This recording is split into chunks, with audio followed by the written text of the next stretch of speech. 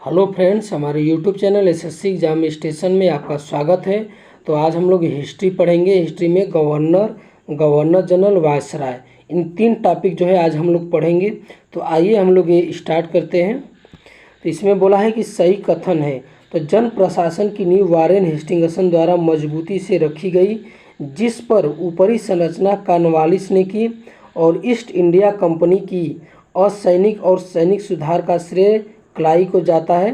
Lord Dalhousie ने द्वितीय के सिद्धांत के आधार पर ब्रिटिश साम्राज्य में समृद्धि के क्षेत्र जोड़े। तो ये जितने कथन है, ये सभी कथन जो है ये सही है। कलकत्ता में एशियाटिक सोसाइटी की स्थापना के समय बंगाल का गवर्नर जनरल कौन था? तो लॉर्ड वारेन हेस्टिंगसन था। सुरक्षा प्रकोष्ठ की नीति संबंधित है, किससे संबंधित है?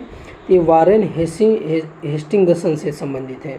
बंगाल में द्वैध शासन प्रणाली को किसने समाप्त किया था? तो वारेन हेस्टिंगसन ने किया था। और किसने लागू किया था? तो रॉबर्ट क्लाइव ने लागू किया था। आगे है कि वह गवर्नर जनरल जिस पर ब्रिटिश संसद में महाभियोग का मुकदमा चलाया गया था, तो एक कौन था? वारेन हेस्टिंगसन के पर जो है महाभियोग का मुकदमा चलाया गया था। भारत में न्यायिक संगठन की स्थापना की थी, तो किसने की थी? लॉर्ड कॉर्नवालिस ने की थी। वह गवर्नर जनरल जिसने भारत की प्रसंविधाबद्ध सिविल सेवा को का सृजन किया, जो कालांतर में भारतीय सिविल सेवा के नाम से जानी जाती है, तो कौन है? एक कॉर्नवालिस। लॉर्ड कॉर्नवालिस का कब्र कहाँ स्थित है? तो ये गाजीपुर में है।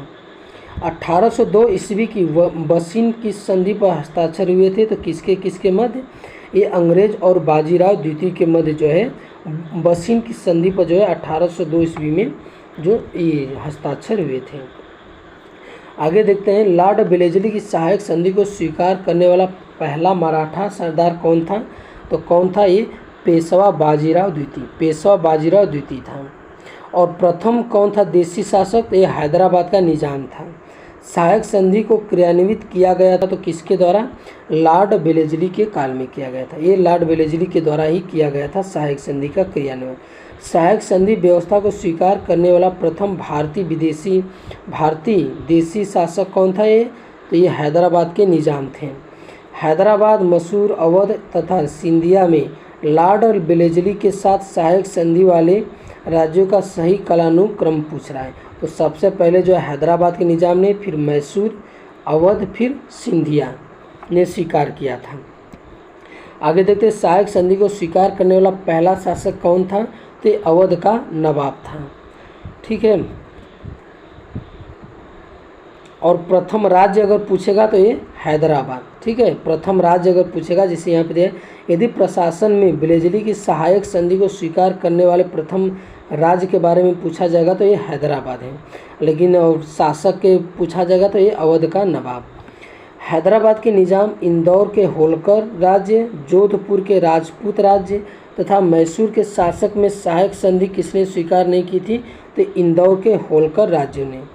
भारतीय राज्यों पर अंग्रेजी प्रभुत्व स्थापित करने के लिए प्रशासन में सहायक संधि प्रणाली का सूत्रपात कौन है? तो ये लॉर्ड वेलेस्ली। ठीक है, Lord Wellesley. East India company का राजपूत राज्यों में सहायक संधि का मुख्य उद्देश्य क्या था? तो मुख्य उद्देश्य था अंग्रेजों की प्रभुत्व स्थापित करना। उस समय जब नेपोलियन की शक्ति के सामने यूरोप में साम्राज्य धराशायी हो रहे थे, तत्कालीन समय में वह ब्रिटिश गवर्नर जनरल जिसने भारत में ब्रिटिश पताका फहराए रखी, तो कौन था? ये लॉर्ड वेलेस्ली था। आंग्ल नेपाल युद्ध जिसके शासनकाल में हुए थे, तो किसके शासनकाल में? लॉर्ड हेस्टिंगसन के शासनकाल में आंग्ल और नेपाल युद्ध हुए थे। आगे देखते हैं कि बक्सर का युद्ध जब हुआ था उस समय कौन था? ये हेक्टर मुनरो उसका नेतृत्व किया था। आंग्ल नेपाल युद्ध में कौन था? ये लॉर्ड हेस्टिंगसन। और चतुर्थ आंग्ल मैसूर युद्ध में लॉर्ड वेलेस्ली। और तृतीय आंग्ल मैसूर युद्ध में जो है लॉर्ड कॉर्नवालिस। ठीक है। तृतीय आंग्ल मैसूर युद्ध किससे संबंधित है? तो लॉर्ड हेस्टिंगसन से संबंधित है। सर टॉमस मुनरो मद्रास के गवर्नर रहे, तो 1820 से 1827 तक जो है गवर्नर रहे। तथा कथित कुशासन के आधार पर जिस गवर्नर जनरल ने मैसूर राज्य को प्रशासन में लिया था, तो कौन था? Lord William Bentinck. ठीक है, Lord William Bentinck. Governor general जो तृतीय आंग्ल मैसूर युद्ध के संबंध से तो कौन था, ये लॉर्ड कॉर्नवालिस था, तृतीय आंग्ल मैसूर युद्ध के समय गवर्नर जनरल। ठगों के दमन से संबंध था तो कौन है, कैप्टन स्लीमैन। कैप्टन स्लीमैन जो है ठगों का जो है, ठगों के दमन का जो है दमन किया था ठगों के। सती प्रथा पर पाबंदी लगाई थी तो कौन लगाया था, तो विलियम बेटिंग ने लगाया था। विलियम बेटिंग द्वारा सती प्रथा कब समाप्त किया गया था, ये 1829 ईस्वी में। बंगाल से दासों के निर्यात को रोक दिया गया था तो 1789 ईस्वी में रोक दिया गया था। लॉर्ड डलहौजी द्वारा अवध का अंग्रेज राज्य में विलय हुआ था तो किसके कारण, एक कुशासन के कारण। ब्रिटिश साम्राज्य में अवध का विलय हुआ था तो ये 1856 में हुआ था। आगे देखते हैं, मिलाने 1849 ईस्वी जो है पंजाब का विलय हुआ था। 1848 में सतारा का विलय हुआ था। 1856 में अवध का हुआ था।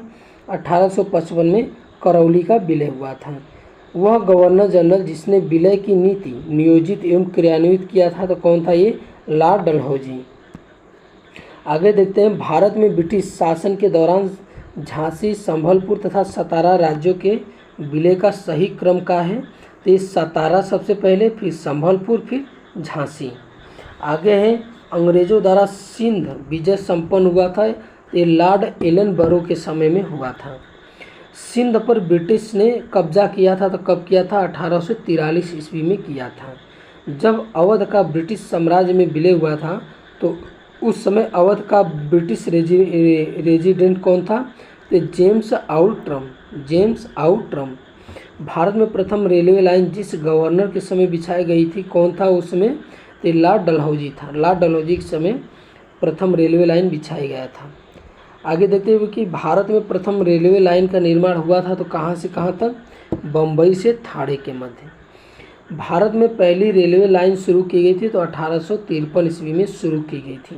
वह कंपनी जिसने सर्वप्रथम भारत में रेल यात्रा प्रारंभ की तो great Indian peninsula railway, great Indian peninsula railway ने। ब्रिटिश भारतीय राज्य क्षेत्र का अंतिम प्रमुख विस्तार कब हुआ था, तो ये डलहौजी के समय हुआ था। पब्लिक वर्क्स डिपार्टमेंट को 1845 से 55 ईस्वी के दौरान जो है इसका स्वरूप देने वाले कौन थे, तो ये लॉर्ड डलहौजी। लॉर्ड डलहौजी जो है पब्लिक वर्क्स डिपार्टमेंट को जो है 1845 से 55 के दौरान एक स्वरूप दिए थे। विधवा पुनर्विवाह अधिनियम क्रियान्वित किया गया था तो लॉर्ड कैनिंग के शासनकाल में जो है किया गया था। आगे है कि 1 नवंबर 1858 को महारानी विक्टोरिया का घोषणा पत्र इलाहाबाद में पढ़कर सुनाया था। किसने सुनाया था, तो लॉर्ड कैनिंग ने सुनाया था। भारत का प्रथम वायसराय कौन था, तो लॉर्ड कैनिंग था। अपने पुत्र के स्थान पर दूसरे उत्तराधिकारी को गोद लेने के अधिकार को पुनः स्थापित किया गया था।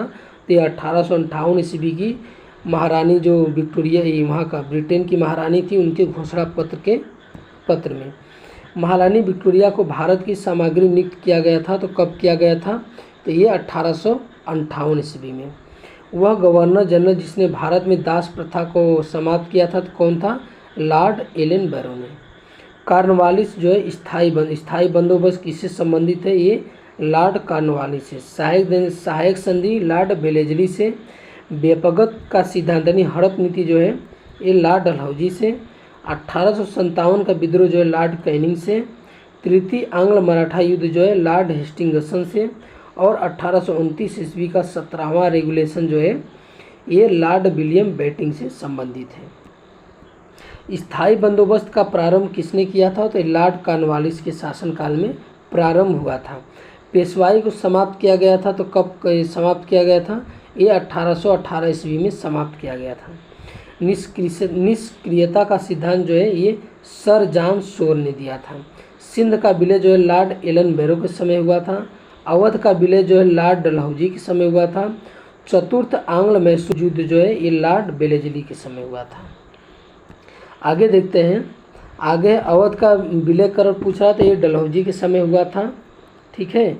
भारतीय राष्ट्रीय कांग्रेस की स्थापना कब हुआ था, तो ये लॉर्ड डफरिन के समय। चार्टर एक्ट 1833 का पारित होना कब हुआ था, तो लॉर्ड विलियम बेटिंग के समय जो है पारित हुआ था। द्वितीय आंग्ल अफगान युद्ध का प्रारंभ कब हुआ था, तो लॉर्ड लिटन के समय प्रारंभ हुआ था। वह गवर्नर जनरल जो चतुराईपूर्ण निष्क्रियता की नीति के साथ जुड़ा तो कौन था? ये जॉन लॉरेंस था। आगे देखते हैं, भारत में अंग्रेजों के समय प्रथम जनगणना होती तो किसके शासनकाल में? लॉर्ड मेयो के शासनकाल में जो है भारत में प्रथम जनगणना हुआ था।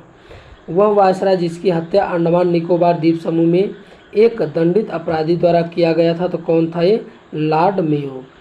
अफगानिस्तान के प्रति एक जोश भरी अग्र नीति का अनुसरण करने वाला गवर्नर जनरल कौन था? तो लॉर्ड लिटन था। भारत का वायसराय सबसे दीर्घ काल तक रहा तो कौन रहा? लॉर्ड लिनलिथगो और लॉर्ड कर्जन। आगे देखते हैं कि भारत में स्थानीय स्वायत्त शासी संस्थाएं 1882 ईस्वी में सशक्त की गई थी तो किसके द्वारा? ये लॉर्ड रिपन के द्वारा जो है किया गया था। इल्बर्ट बिल विवाद संबंध किससे संबंध है? यूरोप के लोगों के मामले में सुनवाई करने के लिए भारतीय न्यायाधीशों पर लगाई गई अयोग्यता को हटाए जाने से। महिलाओं तथा बच्चों की कार्यावधि के घंटों को सीमित करने तथा स्थानीय शासन को आवश्यक नियम बनाने के लिए प्राधिकृत करने के लिए प्रथम फैक्ट्री अधिनियम जो है अभिग्रहण किया गया था तो किसके शासनकाल में? तो ये लॉर्ड रिपन के कार्यकाल में ये किया गया था, प्रथम फैक्ट्री अधिनियम आया था। अब आगे देखते हैं, भारत में स्थानीय स्वायत्त का जनक कौन था? तो लॉर्ड रिपन। अब मिलान करना है, बंगाल में दोहरा शासन किससे संबंधित है? तो क्लाइव से संबंधित है। अंग्रेजी शिक्षा जो है लॉर्ड विलियम बेंटिंक से। प्रेस पर से प्रतिबंध हटाना किससे है? तो ये चार्ल्स मेटकाफ को जो है प्रेस से क्या बोलते हैं? मुक्तिदाता बोलते हैं। सती प्रथा का निषेध जो है ये लॉर्ड विलियम बेंटिंक से संबंधित है। स्वायत्त शासन जो है रिपन से है और बंगाल का विभाजन जो है लॉर्ड कर्जन से है। अब आगे देखते हैं, भारतीय पुरातत्व सर्वेक्षण की स्थापना किसके समय में हुई थी? तो लॉर्ड कर्जन के काल में हुई थी। प्राचीन स्मारक संरक्षण एक्ट पारित हुआ था तो किसके समय में? लॉर्ड कर्जन के समय में जो है पारित हुआ था। भारत में कर्जन के प्रशासन की तुलना जो है औरंगजेब से की थी तो किसने की थी? तो ये गोपाल गोखले। भारत में ब्रिटिश साम्राज्य के दौरान Lord Curzon, Lord Chelmsford, Lord Hardinge तथा लॉर्ड इरविन वायसराय का सही कालानुक्रम पूछ रहा है। तो पहले क्या था? लॉर्ड कर्जन, फिर लॉर्ड हार्डिंग, लॉर्ड चेम्सफोर्ड, फिर लॉर्ड इरविन। फूट डालो और राज करो की नीति अपनाई गई थी किसके द्वारा? लॉर्ड कर्जन के द्वारा अपनाई गई थी। वह गवर्नर जनरल जिसने सबसे पहले पृथक निर्वाचक मंडल की व्यवस्था की, मुसलमानों को जीतने व उन्हें कांग्रेस के विरुद्ध करने के लिए इस्तेमाल किया था तो कौन क्या था? लॉर्ड मिंटो ने। भारत का एकमात्र यहूदी वायसराय कौन था? तो लॉर्ड रीडिंग था। पीट्स इंडिया एक्ट जो है किसके समय में पारित हुआ था? तो ये वारेन हेस्टिंगसन के समय। डॉक्ट्रिन ऑफ लैप्स जो है लॉर्ड डलहौजी से है। वर्नाकुलर प्रेस एक्ट जो है लॉर्ड लिटन से है। इल्बर्ट बिल जो है रिपन से है। ठगी का दमन जो है विलियम बेंटिंक से है। रिंग फेस की नीति जो है वारेन हेस्टिंगसन से संबंधित है। अब आगे देखते हैं कि ब्रिटिश भारत की राजधानी का कलकत्ता से दिल्ली स्थानांतरित किया गया था किसके समय में? लॉर्ड हार्डिंग के काल में जो है स्थानांतरित किया गया था 1911 में। ठीक है। चूक का सिद्धांत या हड़प नीति कौन है? ये किससे संबंधित है? डलहौजी से। बंगाल का विभाजन जो है लॉर्ड कर्जन के समय में हुआ था। बंगाल में दोहरा शासन जो है रॉबर्ट क्लाइव के द्वारा और सामाजिक सुधार जो है बेंटिंक के द्वारा, यानी सती प्रथा वाला। आगे देखते हैं, बंगाल में फोर्ट विलियम प्रेसिडेंट जो किससे संबंधित है? तो चार्ल्स कॉर्नवालिस से। ठीक है, चार्ल्स कॉर्नवालिस से। भारत का गवर्नर जनरल मतलब कि रेगुलेटिंग एक्ट 1773 के अधीन जो है कौन था? एक का दूसरा अर्ल और पहला मार्किस था। ठीक है। भारत का गवर्नर जनरल चार्टर एक्ट 1833 के अधीन क्या था? James Andrew brown Ramsay Dalhousie का अर्ल और मार्क्सी। ठीक है। भारत का गवर्नर जनरल और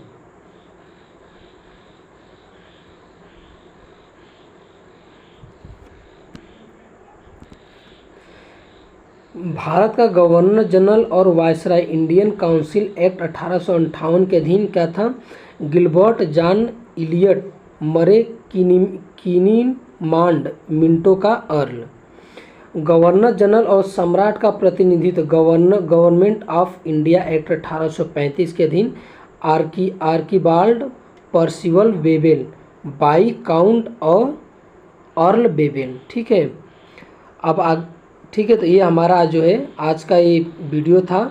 तो हमारा आज का वीडियो कैसा लगा? अच्छा लगा तो हमारे चैनल को सब्सक्राइब कीजिए और अधिक से अधिक शेयर कीजिए, और आगे का पढ़ने के लिए हमारे चैनल को सब्सक्राइब कर लीजिए। देखने के लिए बहुत बहुत धन्यवाद।